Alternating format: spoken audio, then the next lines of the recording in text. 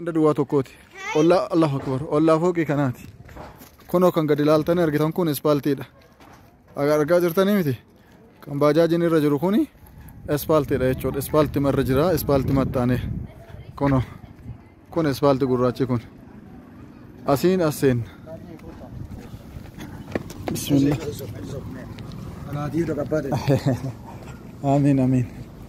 Asiin ammoo kaaree dhibba afur irraa addaan kutamee kaaree dhibba lamaa waliin mana kana kan gurguramuu barbaadamu. Mooraan isaa guutuun bolokkeettiidha. Asiin kunoo balbala isinii baasuudhaaf sirreessanii jiran. Akkana jira manichi. Saarbisii balbala afuriiti. Ashawaa girfii dur jedhan kaaniin abboo duba kakkaan illee itti buutee waan cabuun fakkaatu. Kushiinaan tun illee walumaan.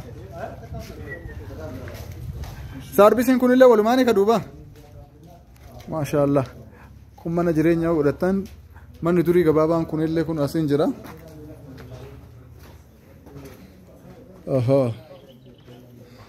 Warra mana ankeeti rabbina jaaladhu. Akkana hundi dudduuba kanaan jira manni fincaanii. Mana mukaan ijaarameedha. Mukaanis ta'u garuu baay'ee diizaayin ta'ee isa ijaarameedha.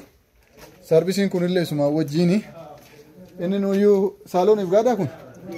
Kun gaadaaf saalooniidha kunoo. Xiqqishaan kun illee. Aha.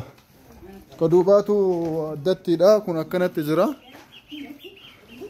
Baay'ee waan gaariidha. Ispaaltii gubbaadha. Akkuma argatanii namatti tolaa jireenyaaf. Asiin gabbaatanii suuqii isaan banatanii. Achi qoraan kaayattanii hunda sana. Taa waan gootan isinuun beektanii ani isin caalaa karoora isiniin baasu. Ufa footana qofa gibbii shakilaa godhan yoo bareechisan. Kana solleettaa yoo godhan. Yaa rabban keetiin na jaaladhu waan itti nafneedha. Maqaan meeqa? Miliyoona 1,800 isa dhumaa ta'anii garuu yoo subii salaatanii dhufan 100 irraa namaa bu'an fakkaata.